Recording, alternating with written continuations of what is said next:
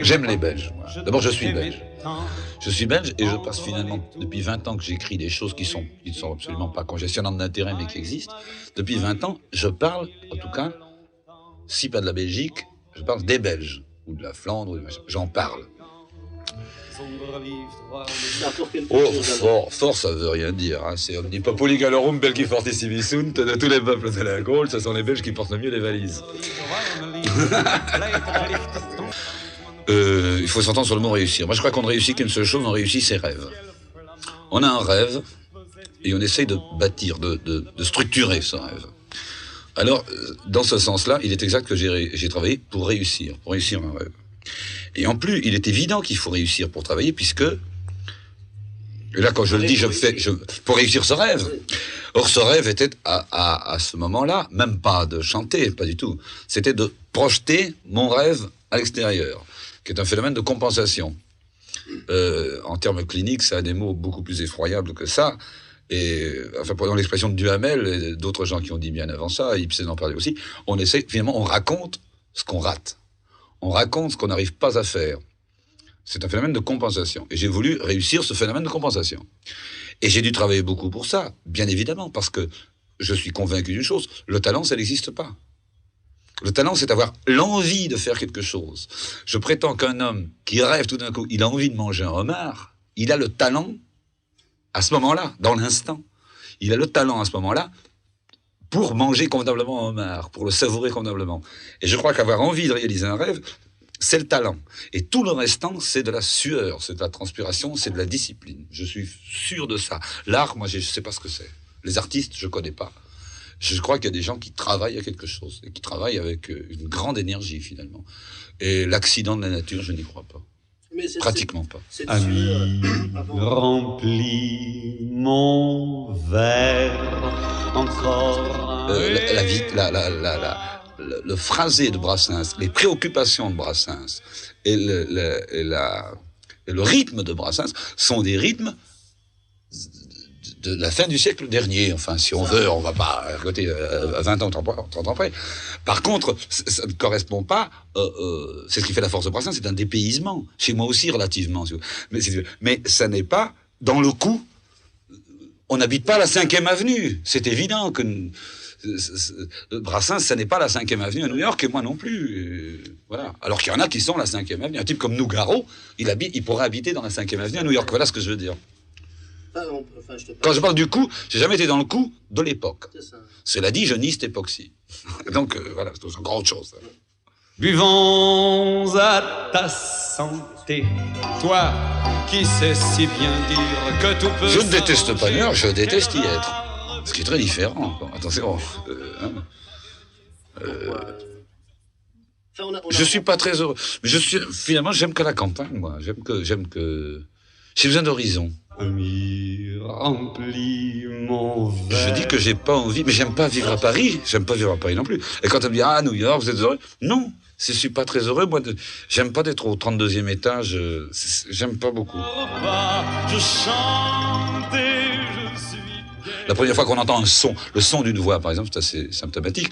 Nous ne savons pas à quoi ressemble cette dame, que nous entendons une dame. On ne sait pas si c'est une mémère, on ne sait pas. Et on a un jugement très sain.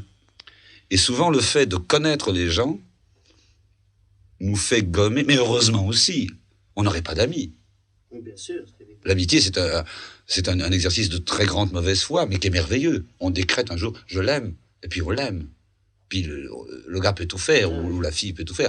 Ça, c'est formidable. Mais je crois qu'effectivement, on est plus juste, ça veut rien dire, plus précis, plus lucide avec des gens qu'on ignore qu'avec des gens qu'on connaît. S'il est ici, par exemple, et qu'il veut aller faire pipi, et qu'il n'ouvre pas sa braguette et qu'il va pas faire pipi, il va finir par avoir des bricoles, n'est-ce pas? Ou bien il fera dans son pantalon, ce qui est un signe de très mauvaise éducation. Il faut quand même voir les choses. Pourquoi ne pas être précis? Pourquoi se cacher derrière le doigt? Je ne comprends pas ça. En plus, pisser, c'est un mot français. Et puis c'est joli, ça siffle, c'est formidable. Et puis une braguette, c'est pas moi qui l'ai inventé, ça c'est ce qu'il y a à l'avant de la culotte et ça aide un certain nombre de manœuvres. Mais qu'est-ce que je peux quand même pas dire? Je veux dire quoi? Les lunettes? Non, on peut pas changer le mot. On peut pas changer le mot. Ça n'est pas vulgaire du tout. Ça n'est pas vulgaire du tout.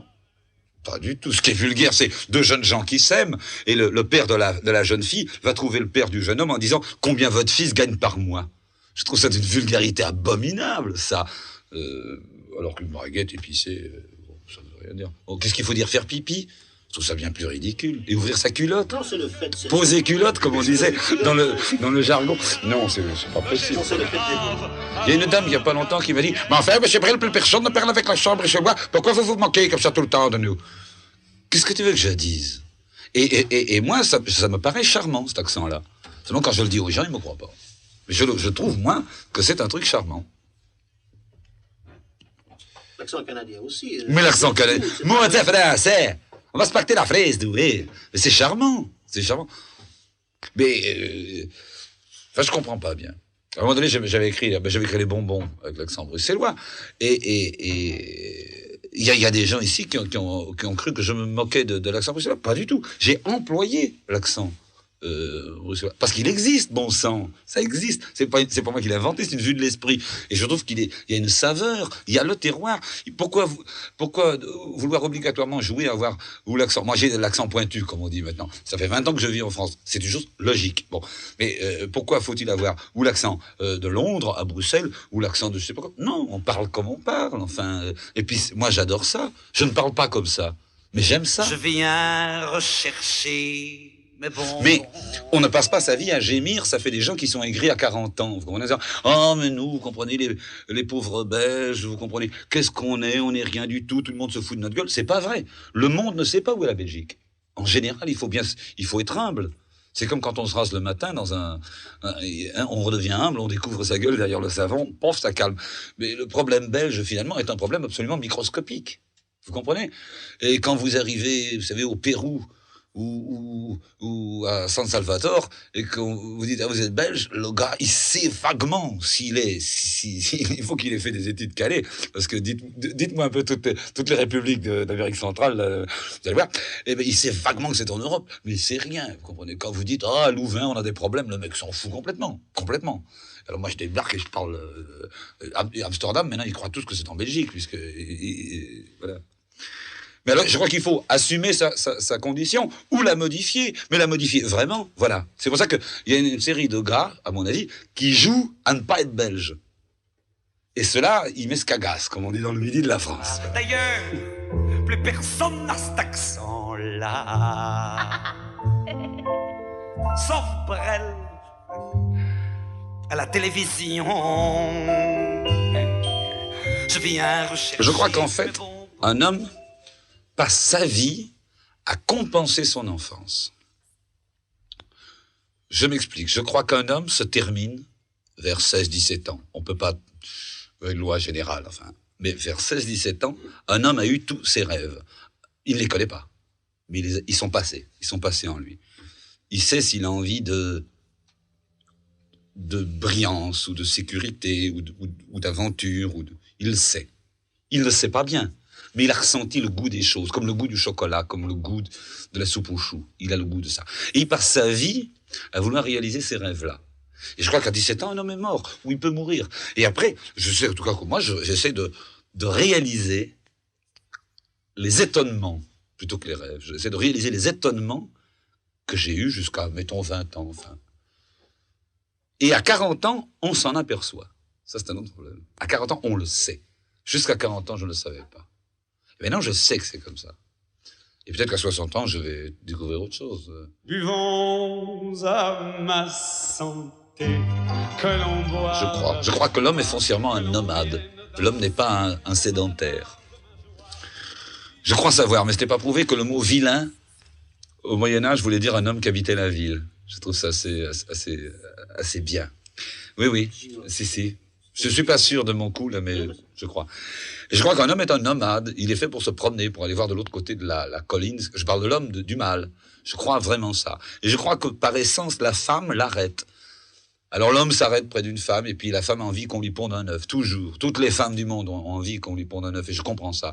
Et puis on pond l'œuf. Alors l'homme, il est bien bon, il est gentil. Il calcule infiniment moins que la femme. Je ne dis pas que la femme est méchante, je dis que l'homme est con. Voilà ce que je dis. Et l'homme, il reste près de cet œuf, et alors il faut de la paille en dessous. Alors on met de la paille. L'homme, il va chercher de la paille pour mettre en dessous de l'œuf. Et puis un jour, il pleut. Alors là, il va chercher de la paille, et il fait un toit. Et puis après, il y a des courants d'air. Alors il bâtit des murs, et puis après, il reste là. Et l'homme est un nomade, et toute sa vie, l'homme, je crois, un homme normal rêve de foutre le camp des espèces d'aventures, quel qu'il soit, même si le gars est fonctionnaire depuis 40 ans, quand on le voit un soir et qu'il essaie de se libérer un peu, il vous dit « j'aurais voulu être pilote, j'aurais voulu être machin ». Tous les hommes ont envie de faire quelque chose. Et les hommes ne sont malheureux que dans la mesure où ils n'assument pas les rêves qu'ils ont. Alors que la femme a un rêve, c'est de garder le gars.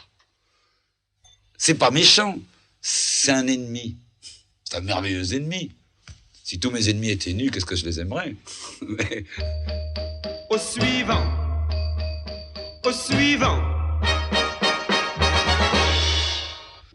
Et je suis d'expression française, parisien pas du tout. Je suis d'expression française. D'abord, dans le monde entier, quand j'étais chanté, c'était le belge. Voire même le flamand. En général, c'était le flamand ou le belge. Parce que les notions sont géographiques et ne sont pas des notions de langage. Alors, prouver tout ça, je ne peux pas prouver tout ça. Mais je ne peux pas non plus. Si je demande demain à un flamand de me prouver qu'il est flamand, il ne peut pas me le prouver. À quoi on reconnaît un flamand? Un homme qui parle le flamand? Ça n'est pas une preuve. Un mongol peut admirablement parler le flamand. Ça ne veut rien dire, tout ça. C'est du racisme. C'est rare, c'est rare. C'est pas courant et c'est souhaitable. Parce que si tous les mongols parlaient le flamand, la Flandre serait petite. Hein. Il faut le souhaiter. Non, tout ça sont des histoires de... Je suis convaincu que les Flamands étaient opprimés, depuis le temps qu'on me le dit. Ça doit être vrai, très longtemps. Cela dit, c'est cristallisé actuellement et c'est extrêmement désolant. Mais qui n'a pas été martyrisé?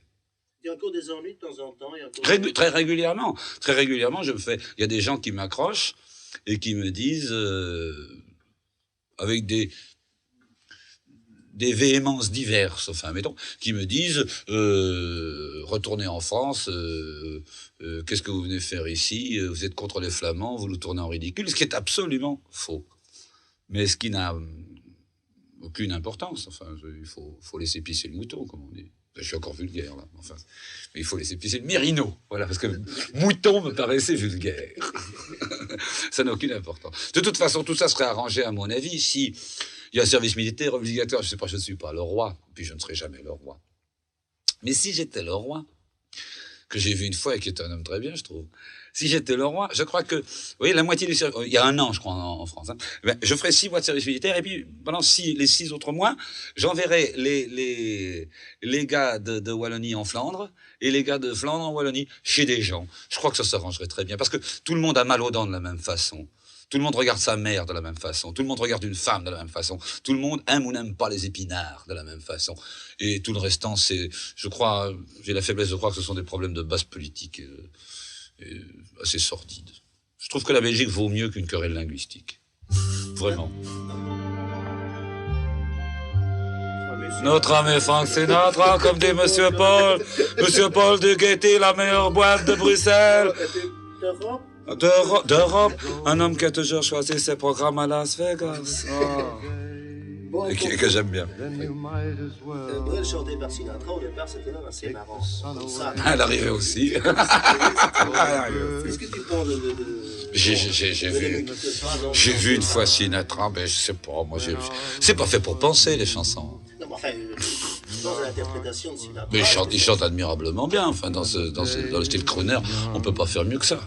Ça, c'est sûr. And the night was long, and the moon stood still for the night bird's song.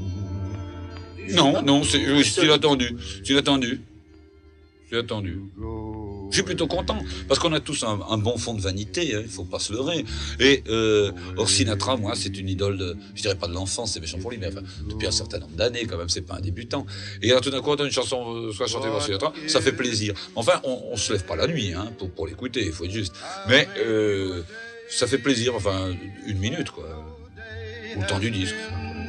Or we'll be again. We'll sail the sun. We'll ride on the rain. We'll talk to the trees. Worship the wind. Then if you go. Je ne sais pas bien parler des femmes. J'ai jamais très bien compris. J'ai parfaitement conscience d'être passé à côté de quelque chose, là. J'en suis pas fier du tout. J'ai conscience d'être passé à côté de quelque chose toute ma vie. Ou par paresse, ce qui est fort possible. Ou par pudeur, ce qui est possible aussi. Et je ne suis satisfait d'aucune de ces deux solutions. Mais j'ai l'impression d'être passé à côté de quelque chose. C'est un travail, hein, les femmes. C'est un travail. Ou alors on est le gars qui plonge sur la femelle, enfin, ça m'amuse pas du tout. Je crois que j'aime trop l'amour que pour beaucoup aimer les femmes, en fait.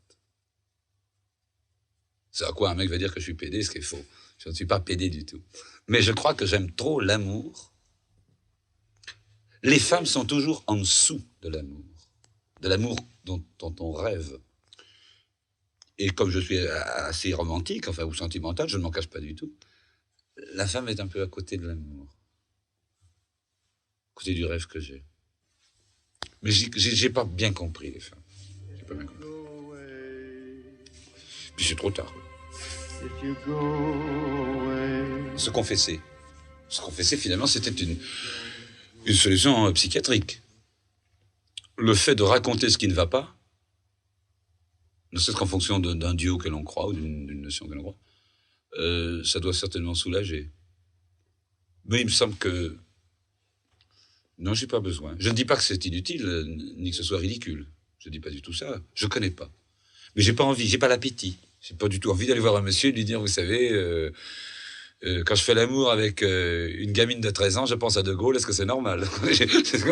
J'ai pas du tout envie d'aller dire ça.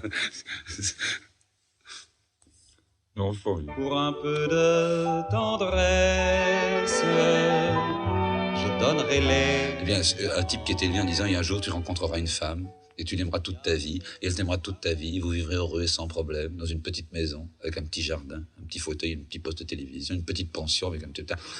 Voilà l'espérance. On file ça dans la tête des gens, et c'est abominable. D'ailleurs, ça, c'est fini. Nous, on a été la dernière génération d'imbéciles, tu sais, le maire, parce que les gars, maintenant, ils sont beaucoup mieux. Ils ont compris. Il faut dire qu'ils nous en veulent. On les a un peu aidés à ce qu'ils comprennent ça. Enfin, un certain nombre de c'est formidable. Ils sont 10 fois plus malins que nous. Et malins dans le beau sens du mot. Ils sont 10 fois plus intelligents que nous, plus ouverts que nous.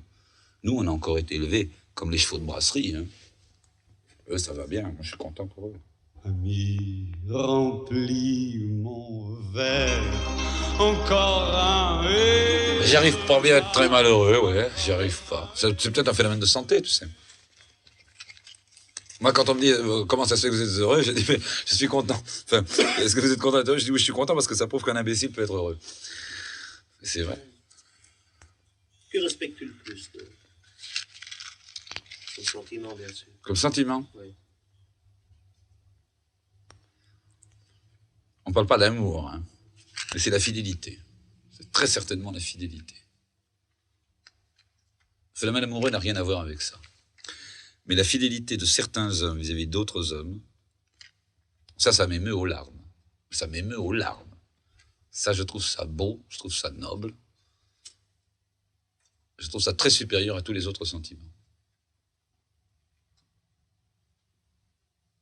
Pour un peu de tendresse.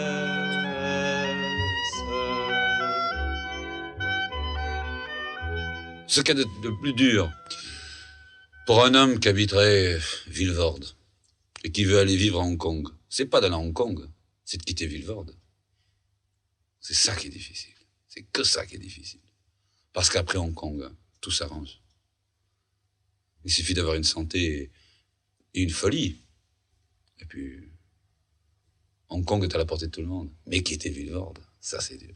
Au suivant. Quand on invente quelque chose, on est une aspirine. Je continue à croire ça, je croirais ça encore très longtemps, je crois. On est une aspirine. Et si tu peux être une aspirine pour les autres, et pendant le temps d'une chanson, le temps d'un film, les gens ne pensent pas à leur truc qui les ronge à longueur de vie, mais ils pensent à autre chose, c'est donc une aspirine. Eh bien, c'est bien. Les flamands dedans. Et je sors de Tel Aviv, et je débarque avec un avion, je ne sais plus quel avion, et en bas de l'échelle, il y a un gars qui me dit « Bon, alors, vous venez, mais vous ne chantez pas les flamandes. » Alors, comme je suis un esprit facétieux, j'ai cru que c'était une blague. C'était pas une blague. Alors là, c'est devenu atroce, parce que cet homme a dû croire que je me foutais complètement de sa tronche, évidemment. Et c'était pas un gay, il n'avait pas un physique gay, je ne connais pas son nom, et je ne veux pas savoir.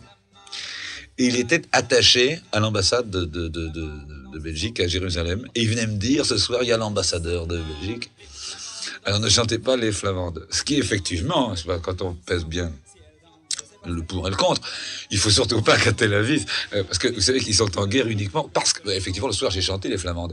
Et je crois que c'est parce que j'ai chanté les flamandes que la guerre continue là-bas.